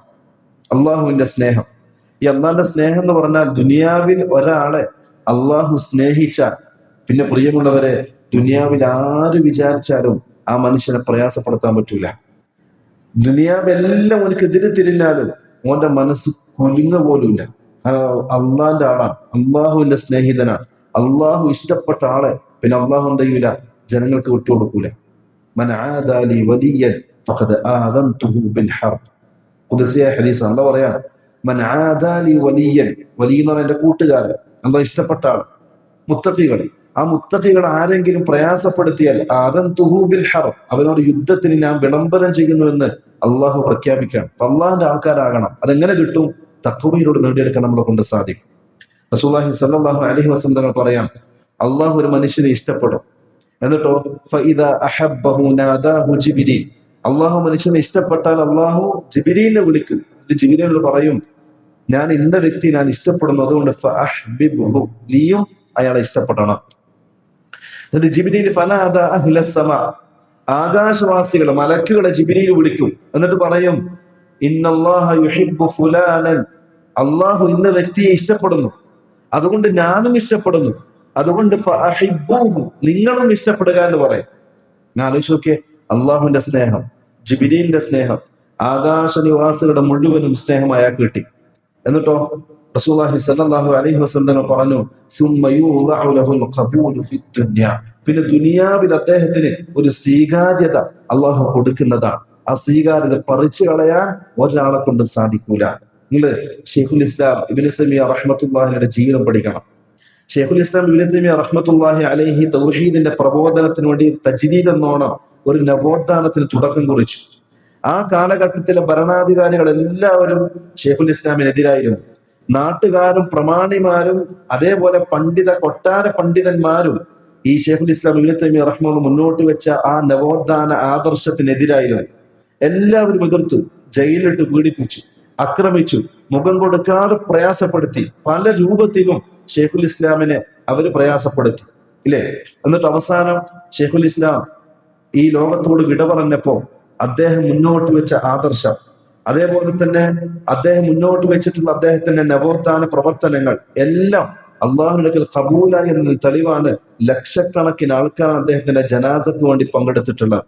ചരിത്രത്തിൽ ഇമാം അഹ്മദ് ബിൻ ഹംബൽ റഹ്മത്തുള്ളാഹി അലൈഹിക്ക് ശേഷം ഏറ്റവും കൂടുതൽ ജനങ്ങൾ ജനാസക്ക് പങ്കെടുത്തത് ഷെയ്ഖുൽ ഇസ്ലാം ഇബ്നു തൈമിയ്യ റഹ്മത്തുള്ളാഹി ജനാസക്ക് വേണ്ടിയാണ്. എന്ന് മാത്രമല്ല, ഇത്രയും പറഞ്ഞിട്ടും തകർത്തിട്ടും അദ്ദേഹത്തിന്റെ ശത്രുക്കൾ വരെ അദ്ദേഹത്തിന്റെ പാണ്ഡിത്യത്തെ അംഗീകരിച്ചിരുന്നു. അല്ലെ, അദ്ദേഹത്തിന്റെ കാലഘട്ടത്തിൽ തന്നെ അദ്ദേഹത്തിന്റെ ഈ ആദർശത്തിലും മനഹജിലും ഖണ്ഡനം എന്നോണം കിതാബുകൾ എഴുതിയ പണ്ഡിതന്മാര് വരെ അവരുടെ കിതാബിൽ ഷെയ്ഖുൽ ഇസ്ലാമിന്റെ പാണ്ഡിത്യത്തെയും വ്യക്തിത്വത്തെയും അവർ അംഗീകരിക്കുകയും ബഹുമാനിക്കുകയും സ്നേഹിക്കുകയും ചെയ്തതായി ചരിത്രത്തിൽ കാണാം. എന്തുകൊണ്ടെന്ന് അറിയോ? അദ്ദേഹത്തിന് അള്ളാഹു ദുനിയാവിൽ കബൂലിയത്താണ്. അദ്ദേഹത്തിനെ എത്രയേ കുറ്റം പറഞ്ഞാലും അദ്ദേഹത്തിന്റെ ഗാംഭീര്യം അദ്ദേഹത്തിന്റെ ശത്രുക്കളുടെ മനസ്സിൽ വരെ ഉണ്ടാകും. അതാണ് കബൂലിയത്ത് എന്ന് പറഞ്ഞാൽ. അള്ളാഹു ഇഷ്ടപ്പെട്ട ഒരാൾക്ക് അള്ളാഹു കിട്ടുന്ന കബൂലിയത്താണ്. ആരെന്ത് ചളിവാരി തേച്ചാലും ഷെയ്ഖുൽ ഇസ്ലാമിന്റെ പാണ്ഡിത്യത്തിന്റെ പ്രഭക്ക് ഒരു മങ്ങലും ഏൽക്കുകയില്ല. അത് അള്ളാഹു ഏറ്റെടുത്തതാണ്. അതങ്ങനെയാണ് അഹ്ലുസ് സുന്നത്തി വൽ ജമാഅത്തിന്റെ ഓരോ പണ്ഡിതന്മാരും എടുത്തു നോക്കിയാലും അങ്ങനെ കാണാൻ പറ്റും. അല്ലെ, ഇമാം അഹ്മദ് ബിൻ ഹംബൽ റഹ്മത്തുള്ളാഹി അലൈഹി, അദ്ദേഹം സഹിക്കാത്ത ത്യാഗങ്ങളൊന്നുമില്ല. അദ്ദേഹം പറഞ്ഞൊരു സംഭവം കാണാം. ഞാൻ എന്റെ ജീവിതത്തിൽ റസൂലുള്ളാഹി തങ്ങളുടെ ഹദീസുകളെല്ലാം കൊണ്ട് അമൽ ചെയ്തിട്ടുണ്ട്. അദ്ദേഹത്തിന്റെ കിതാബുണ്ടല്ലോ, മുസ്നദ് ഇമാം അഹ്മദ് ബിൻ ഹംബൽ, അദ്ദേഹത്തിന്റെ ഹദീസ് ക്രോഡീകരിച്ച കിതാബാണ്. ആ കിതാബിൽ ഓരോ ഹദീസ് രേഖപ്പെടുത്തുമ്പോഴും അദ്ദേഹം ആ ഹദീസ് അനുസരിച്ച് അമൽ ചെയ്യുമായിരുന്നു. അദ്ദേഹം പറഞ്ഞു, എനിക്കൊരു സങ്കടം ഉണ്ടായിരുന്നു. എനിക്ക് റസൂലുള്ളാഹി സ്വല്ലല്ലാഹു അലൈഹി വസല്ലം മക്കയിൽ നിന്നും മദീനത്തേക്ക് ഹിജറ പോകുമ്പോൾ സൗർ ഗുഹയിൽ ഒളിച്ചിരുന്നത് പോലെ ഒളിച്ചിരിക്കാൻ അവസരം എനിക്ക് കിട്ടിയിട്ടില്ല. ആ അവസരം എനിക്ക് നഷ്ടപ്പെട്ടു. ബാക്കി എല്ലാ അമലും ഞാൻ ചെയ്തിട്ടുണ്ട്. അദ്ദേഹം പറയാണ്, അങ്ങനെ ബഗ്ദാദിൽ വെച്ച് അന്നത്തെ ഭരണാധികാരിയുടെ പീഡനം സഹിക്കാൻ പറ്റാതെ അദ്ദേഹത്തിന്റെ നാട്ടിൽ വെച്ച് ഭരണാധികാരിയുടെ കൊട്ടാരത്തിലേക്ക് അദ്ദേഹത്തെ പിടിച്ചു കൊണ്ടുപോകുന്ന സമയം, അതിന് 3 ദിവസം മുമ്പ് അദ്ദേഹം ഒരു ഗുഹയിൽ ഒളിച്ചിരുന്ന ചില പണ്ഡിതന്മാരുടെ അഭിപ്രായങ്ങൾ കാരണം അദ്ദേഹം മാത്രമായിരുന്നു ഖൽഖുൽ ഖുർആന്റെ വിഷയത്തിൽ അഹ്ലുസ് സുന്നത്ത് വൽ ജമാഅത്തിന്റെ നിലപാട് സ്വീകരിച്ചത്. അഹ്ലുസ് സുന്നത്തിന്റെ മറ്റുള്ള പണ്ഡിതന്മാരും ഈ ഭരണാധികാരിയുടെ അക്രമവും പീഡനവും പേടിച്ചുകൊണ്ട് വാക്ക് മാറ്റി പറഞ്ഞു. വിശ്വാസം മാറ്റിയിട്ടില്ല എങ്കിലും വാക്ക് മാറ്റി പറഞ്ഞു രക്ഷപ്പെടാൻ. പക്ഷെ അതിലും പിടിച്ചിരുന്നത് ഇമാം അഹ്മദ് ബിൻ ഹംബൽ മാത്രമായിരുന്നു. അദ്ദേഹത്തിന്റെ കൂടെ ഉണ്ടായിരുന്നത് മുഹമ്മദ് ബിൻ നൂഹ് എന്ന് പറയുന്ന പണ്ഡിതൻ. വഴിമധ്യേ അദ്ദേഹം മരണപ്പെട്ടു. പിന്നെ ഇമാം അഹ്മദ് ബിൻ ഹംബൽ ആ സമയത്ത് ഗുഹയിൽ ഒളിച്ചിട്ട് അദ്ദേഹം പറയാണ്, എനിക്ക് അള്ളാഹു ആ ഹദീസ് അനുസരിച്ച് അമൽ ചെയ്യാനുള്ള തൗഫീഖ് നൽകിയിരിക്കുന്നു എന്ന്. അദ്ദേഹം ഇത്രയും പീഡിപ്പിക്കപ്പെട്ടിട്ടും ആക്രമിക്കപ്പെട്ടിട്ടും അവസാനം അദ്ദേഹം മരണപ്പെടുമ്പോഴും ലോകത്ത് ഒരു ഇമാമിനും കാണാത്ത രൂപത്തിൽ ജനാസ സംസ്കരിക്കാൻ ആളുകൾ തടിച്ചുകൂടിയിട്ടുണ്ടെങ്കിൽ, പ്രിയമുള്ളവരെ, അതിനാണ് കബൂലിയത്ത് എന്ന് പറയാ. ആ കബൂലിയത്ത് കരസ്ഥമാകുന്നത് തഖ്വയിലൂടെ മാത്രമാണ്. ഇതാണ് റസൂലുള്ളാഹി സ്വല്ലല്ലാഹു അലൈഹി വസല്ലം പഠിപ്പിച്ചു തന്നിട്ടുള്ളത്. അപ്പൊ പ്രിയമുള്ളവരെ, തഖ്വ നേടിയെടുക്കുക. ആ തഖ്വ നേടിയെടുക്കാൻ പരിശുദ്ധ റമളാൻ ഇതിനേക്കാൾ വലിയ അവസരം മറ്റൊന്നില്ല. റസൂലുള്ളാഹി സ്വല്ലല്ലാഹു അലൈഹി വസല്ലം ഈ റമദാനിന്റെ ഓരോ അമലുകളും നമുക്ക് നിശ്ചയിച്ചു തന്നിട്ടുള്ളത് ഈ തഖ്വ നേടിയെടുക്കാനും പാപമോചനം തേടാനും ഉള്ളതാണ്. അതാണ് ഒന്നാമത്തെ കാര്യം, തഖ്വ. ഈ റമദാനിൽ അള്ളാഹു നമ്മളെന്ന് ആവശ്യപ്പെടുകയും തേടുകയും ചെയ്യുന്ന ഒന്നാമത്തെ കാര്യം തഖ്വ. രണ്ടാമത്തത് പാപമോചനമാണ്, മഗ്ഫിറത്താണ്. റമദാനിന്റെ അമലുകളെല്ലാം അള്ളാഹു സുബ്ഹാനഹു തആല സംവിധാനിച്ചിരിക്കുന്നത് നമ്മുടെ പാപങ്ങൾ മായ്ച്ചു തരാനാണ്. അല്ലെ, നിങ്ങൾ ശ്രദ്ധിച്ചാൽ മതി. റസൂൽ പറയാം, മൻ സാമ റമദാന ഈമാനൻ വഹ്തിസാബൻ ഗുഫിറ ലഹു മാ തഖദ്ദമ മിൻ ദംബി. ആരെങ്കിലും റമദാനിൽ അള്ളാഹുവിന്റെ പ്രീതി ആഗ്രഹിച്ചുകൊണ്ട് നോമ്പെടുത്താൽ അള്ളാഹുവിന്റെ മുൻ പാപങ്ങൾ പുറത്തു കൊടുക്കുന്നതാണ് ഒന്ന്. മറ്റൊരു ഹദീസിൽ കാണാം, മൻ ഖാമ റമദാന ഈമാനൻ വഹ്തിസാബൻ. റമദാനിൽ ആരെങ്കിലും ഖിയാമുൽ ലൈലുകൾ നിർവഹിച്ചാൽ ഗുഫിറ ലഹു മാ തഖദ്ദമ മിൻ ദംബി, അവന്റെ പാപങ്ങൾ പുറത്തു കൊടുക്കുന്നതാണ്. അതേപോലെ തന്നെ മൻ ഇഅ്തഖഫ ഫുആഖ നാഖതൻ ഫിൽ മസ്ജിദ്. ഒരു ആടിന്റെ അകട് പാല് കറക്കുന്ന സമയമെങ്കിലും ഒരാൾ പള്ളിയിൽ എത്തിക്കാഫിരുന്നാൽ, ഈ ഹദീസ് സംബന്ധിച്ച് പണ്ഡിതർ ചർച്ചയുണ്ട്, വൈഫാണോ അതല്ല സഹിഹ് അഭിപ്രായ വ്യത്യാസമുണ്ട്. എങ്കിലും ആ പള്ളിയിൽ ഇരുന്നാൽ അള്ളാഹുവിന്റെ പാപങ്ങൾ പുറത്തു കൊടുക്കുന്നതാണ്. അതേപോലെ തന്നെ നോമ്പ് തുറപ്പിച്ചവന്റെ പ്രതിഫലം. അതേപോലെ അത്താഴം നേരത്തെ ലേറ്റായി കഴിക്കുകയും നോമ്പ് മുറിക്കുന്നത് ധൃതി കാണിക്കുന്നതിന്റെ മഹത്വം, ഇതെല്ലാം അള്ളാഹു നിയമമാക്കിയിരിക്കുന്ന നമ്മുടെ പാപങ്ങൾ പുറത്തുള്ള അവസരമായിട്ടാണ്. അതുകൊണ്ട് പ്രിയമുള്ളവരെ, പരിശുദ്ധ റമളാൻ അത് മഗ്ഫിറത്തിന്റെ മാസമായിട്ട് കൂടി നമ്മൾ കാണണം. അതിന്റെ അർത്ഥം ഈ കഴിഞ്ഞ 11 മാസക്കാലം ജീവിച്ചതുപോലെയല്ല എങ്ങോട്ട് ജീവിക്കേണ്ടത്. ഒരുപാട് തിന്മകൾ ചെയ്തിട്ടുണ്ടാവും, അത് സ്വാഭാവികം, മനുഷ്യ സഹജമാണ് തിന്മകൾ ചെയ്യുക എന്നുള്ളത്. റസൂലുള്ളാഹി തങ്ങൾ പറഞ്ഞല്ലോ, കുല്ലു ബനി ആദമ ഖത്താഊൻ വഖൈറുൽ ഖത്താഈന അത്തവ്വാബൂൻ. എല്ലാവരും തിന്മ ചെയ്യും, അത് മനുഷ്യ സഹജമാണ്. ആ തിന്മ ചെയ്ത മനുഷ്യരിൽ ആ തിന്മ അള്ളാഹുവിനോട് ഏറ്റുപറഞ്ഞ് തൗബ ചെയ്ത് നന്നായി ജീവിക്കുന്നവരാണ് അവരിൽ ഉത്തമൻ എന്ന് റസൂലുള്ളാഹി സ്വല്ലല്ലാഹു അലൈഹി വസല്ലം. അപ്പോ ഈ പരിശുദ്ധ റമദാൻ നമ്മുടെ പാപക്കറകൾ കഴുകിക്കളയാനുള്ള മാസമാണ്. അതിൽ അവസരമാണിത്. കണ്ടെത്തണം, സമയം കണ്ടെത്തി. റസൂലുള്ളാഹി സ്വല്ലല്ലാഹു അലൈഹി വസല്ലം പറഞ്ഞതുപോലെ രാത്രിയുടെ 1/3 കഴിഞ്ഞാൽ അള്ളാഹു സുബ്ഹാനഹു വ തആല ഒന്നാം ആകാശത്തേക്ക് ഇറങ്ങി വരും. എന്നിട്ട് ചോദിക്കും, ഹൽ മിൻ മുസ്തഗ്ഫിരിൻ ഫസ്തഗ്ഫിറൂനി അഗ്ഫിറു ലക്കും. നിങ്ങളുടെ കൂട്ടത്തിൽ ആരെങ്കിലും പാപമോചനം തേടുന്നവരുണ്ടോ? ഞാനിതാ പാപങ്ങൾ പുറത്തു തരാം. ഹൽ മിൻ താഇബിൻ അതൂബു അലൈഹി. നിങ്ങളുടെ കൂട്ടത്തിൽ ആരെങ്കിലും തൗബ ചെയ്യുന്നവരുണ്ടോ? ഞാൻ അവരുടെ തൗബ സ്വീകരിക്കാം എന്ന് അള്ളാഹു പറയുന്ന സമയം പ്രിയമുള്ള ഈ പരിശുദ്ധ റമദാനെ നമ്മൾ ഉപയോഗപ്പെടുത്തിയാൽ തീർച്ചയായും റമദാൻ കഴിയുന്നതിന് മുമ്പ് ഹൃദയശുദ്ധിയോടുകൂടി, പാപക്കറകളില്ലാത്ത ഹൃദയത്തോടുകൂടി പുതിയൊരു ജീവിതത്തിലേക്ക് കടക്കാൻ നമ്മളെ കൊണ്ട് സാധിക്കും. അതിൽ അവസരമാണ് യഥാർത്ഥത്തിൽ പരിശുദ്ധ റമദാൻ. റസൂലുള്ളാഹി സ്വല്ലല്ലാഹു അലൈഹി വസല്ലം തങ്ങൾ പറഞ്ഞു, ഒരു ദിവസം റസൂലുള്ളാഹി തങ്ങൾ പള്ളിയിൽ നിന്ന് മിമ്പറിലേക്ക് കയറുമ്പോൾ ആമീൻ പറഞ്ഞു, പതിവില്ലാത്ത രൂപത്തിൽ. അപ്പൊ സഹാബാക്കൾ ചോദിച്ചു റസൂലുള്ളാഹി തങ്ങളോട്, എന്തെങ്ങനെ പ്രത്യേകിച്ച് ആമീൻ പറയാനുള്ള കാരണം? റസൂലുള്ളാഹി സ്വല്ലല്ലാഹു അലൈഹി വസല്ലം തങ്ങൾ പറഞ്ഞ, മിമ്പറിലേക്ക് കയറുന്ന സമയം ജിബ്രീൽ എന്റെ അടുക്കലേക്ക് വന്നിട്ട് 3 കാര്യങ്ങൾ ദുആ ചെയ്തു. ശരിക്കും ശ്രദ്ധിക്കേണ്ട കാര്യം എന്താ അറിയോ? ഇവിടെ ദുആ ചെയ്യുന്നത് ജിബ്രീലാണ്. ജിബ്രീൽ മലക്ക് മുഖറബാണ്, അമീനുൽ വഹ്യാണ്. അള്ളാഹുവിന്റെ അടുക്കൽ സാമീപ്യമുള്ള മലക്കാണ് ജിബ്രീൽ. അതുകൊണ്ട് അള്ളാഹു വഹി എന്ന വിശ്വസ്തമായ കാര്യം ഏൽപ്പിച്ചത് ജിബ്രീലിനെയാണ്. റസൂലിന്റെ കൂടെ ഇസ്രാ മിഅ്റാജ് യാത്ര ചെയ്യാൻ ഏൽപ്പിച്ചതും ജിബ്രീലിനെയാണ്. പല കാര്യങ്ങളും അള്ളാഹു ഏൽപ്പിച്ചത് ജിബ്രീലിനെയാണ്. ആ മലക്കുൽ മുഖറബാണ് ദുആ ചെയ്യുന്നത്. ഒന്ന്. രണ്ടാമത്തത്, വെള്ളിയാഴ്ച ദിവസം റസൂൽ മിമ്പറിൽ കയറുന്ന സമയം ദുആക്ക് ഉത്തരം കിട്ടുന്ന സമയമാണ്. നാലാമത്തത്, ആമീൻ പറയുന്നത് അഷ്റഫുൽ ഖൽഖ് സല്ലല്ലാഹു അലൈഹി വസല്ലം. ഈ ദുആ തീർച്ചയായും ആകാശ ലോകത്തേക്ക് ഒരു മറയുമില്ലാതെ അള്ളാഹു സ്വീകരിക്കുന്നതാണ്. 3 കാര്യങ്ങളാണ് ജിബ്രീൽ ദുആ ചെയ്തത്. ഒന്നാമത്തെ പടി കയറുമ്പോൾ റസൂൽ ആമീൻ പറഞ്ഞു. സഹാബകൾ ചോദിച്ചപ്പോൾ റസൂൽ പറഞ്ഞത്, ഞാൻ ഇങ്ങനെ സ്റ്റെപ്പിലേക്ക് കയറുമ്പോൾ ജിബ്രീൽ വന്നിട്ട് പറഞ്ഞു, മൻ അദറക റമളാൻ. ഒരാളുടെ ജീവിതത്തിലേക്ക് റമളാൻ കിട്ടി, നമുക്കിപ്പോ കിട്ടിയതുപോലെ അള്ളാഹു ഖബൂൽ ചെയ്യട്ടെ. ഇനിയും ഒരുപാട് റമളാനുകൾ ആഫിയത്തോടെ, ആരോഗ്യത്തോടെ അള്ളാഹു നൽകി അനുഗ്രഹിക്കട്ടെ. ആ റമളാൻ കിട്ടുകയും എന്നിട്ട് ആ റമളാൻ വിട പറയുന്നതിന് മുമ്പ് പാപങ്ങൾ മായ്ച്ചു കളയാതെ റമളാൻ വിട പറയുകയും ചെയ്തിട്ടുണ്ടെങ്കിൽ അള്ളാഹു അവൻ നശിപ്പിച്ചു കളയട്ടെ എന്ന് ജിബ്രീൽ ദുആ ചെയ്തു. റസൂലുള്ളാഹി തങ്ങൾ ആമീൻ പറഞ്ഞു. ആ കൂട്ടത്തിൽ പ്രിയമുള്ളവരെ നമ്മൾ പെടാൻ പാടില്ല. എത്ര മനുഷ്യന്മാരാ കഴിഞ്ഞ പ്രാവശ്യം റമളാൻ വിട പറയുമ്പോൾ ഇൻഷാ അല്ലാഹ് അടുത്ത റമളാനിൽ നന്നാകാം, അടുത്ത റമളാനിൽ സജീവമായി ഖുർആൻ പാരായണം ചെയ്യാം, അടുത്ത റമളാനിൽ സജീവമായി ഖിയാമുൽ ലൈൽ നിസ്കരിക്കാം എന്നൊക്കെ വഅദ ചെയ്ത് നിയ്യത്ത് വെച്ച് പോയവർ ഇന്നും അവർക്ക് അതിന് തൗഫീഖ് കിട്ടിയിട്ടില്ല. അതുകൊണ്ട് കിട്ടിയ അവസരം ഒരിക്കലും നഷ്ടപ്പെടുത്തി കളയരുത്. കാരണം കഴിഞ്ഞ വർഷം സജീവമായി നമ്മുടെ കൂടെ ഉണ്ടായിരുന്ന പലരും ഇന്ന് നമ്മുടെ കൂടെ ഇല്ല. നോമ്പ് തുറക്കും, ഖിയാമുൽ ലൈലിനും അതേപോലെ തന്നെ പള്ളിയിലെ മറ്റുള്ള അമാലുകൾക്കും സജീവമായി നമ്മുടെ കൂടെ ഉണ്ടായിരുന്ന പലരും ഇന്ന് ബർസഖിലാണ്. അള്ളാഹുവിന്റെ ലോകത്താണ് അവർ അള്ളാഹുവിന്റെ അടുക്കലാണ്. ഒന്നുകിൽ അവർ ചെയ്ത നന്മകൾ കൊണ്ട് ആസ്വദിക്കുന്നവരായിരിക്കാം, അല്ലെങ്കിൽ അവർ ചെയ്ത തിന്മകൾ കൊണ്ട് ദുരിതം അനുഭവിക്കുന്നവരായിരിക്കാം. എന്നിരുന്നാലും അള്ളാഹുക്കൊക്കെ പുറത്തു കൊടുക്കട്ടെ, അള്ളാഹുയുടെ കരുണ കാണിക്കട്ടെ. നമ്മളെയും മരിച്ച് അള്ളാഹുവിന്റെ അടുക്കിലേക്ക് ചെല്ലുമ്പോൾ അള്ളാഹു കാരുണ്യത്തിന്റെയും ഫദലിന്റെയും നോട്ടം നമ്മളിലേക്കും അള്ളാഹു നോക്കട്ടെ. അപ്പൊ പറഞ്ഞു വരുന്നത്, ഈ കിട്ടിയ അവസരം നമ്മൾ പാഴാക്കാൻ പാടില്ല. തൗബ ചെയ്ത് പാപമോചനം നേടിയെടുത്തിട്ട് മാത്രമേ ഈ റമദാൻ വിട പറയുന്ന ഇപ്പോഴത്തെ നമ്മൾ ഉറപ്പിക്കണം, തീരുമാനിക്കണം. എന്നിട്ട് അതിനനുസരിച്ച് ജീവിതത്തെ തിട്ടപ്പെടുത്തണം. രണ്ടാമത് റസൂലുള്ളാഹി തങ്ങൾ പറഞ്ഞത്, ജിബ്രീൽ ഒന്ന് ദുആ ചെയ്തത്, ഒരാളുടെ അടുക്കൽ തന്റെ മാതാപിതാക്കൾ വാർദ്ധക്യ സമയത്ത് കിട്ടുകയും എന്നിട്ട് അവരിലൂടെ സ്വർഗം പുൽകാത്തവൻ അവൻ അള്ളാഹു നശിപ്പിച്ചു കളയട്ടെ എന്നാണ് ജിബ്രീൽ ദുആ ചെയ്തത്. റസൂൽ ആമീൻ പറഞ്ഞത്. എത്ര മനുഷ്യന്മാരുണ്ട് വയസ്സായ മാതാപിതാക്കളെ കിട്ടിയിട്ടും അവരെ നോക്കാൻ പറ്റാതെ, അത് നോക്കാൻ സാധിക്കാതെ, അറുപ്പോടെ വെറുപ്പോടെ സ്വന്തം പൊറ്റു വളർത്തിയ ഉമ്മയവരെ വൃദ്ധസദനത്തിലും മറ്റു കൊണ്ടിട്ടുകൊണ്ട് പ്രയാസപ്പെടുത്തുന്ന എത്ര മനുഷ്യന്മാരുണ്ട്. യഥാർത്ഥ ഒരു സഹാബി മരണപ്പെട്ടപ്പോ അദ്ദേഹം കരഞ്ഞു. അദ്ദേഹത്തിന് ഉമ്മ മരണപ്പെട്ടപ്പോ അദ്ദേഹം കരഞ്ഞു. അപ്പൊ കൂടെ ഞാൻ ചോദിച്ചു, നിങ്ങൾ ഈ ചെറിയ കുട്ടി കരയുന്നവരെ കരയുന്നതെന്ന്. അപ്പൊ അദ്ദേഹം പറഞ്ഞത്, ഇത്രയും കാലം എൻ്റെ സ്വർഗത്തിലേക്കുള്ള 2 വാതിലുകൾ ഉണ്ടായിരുന്നു.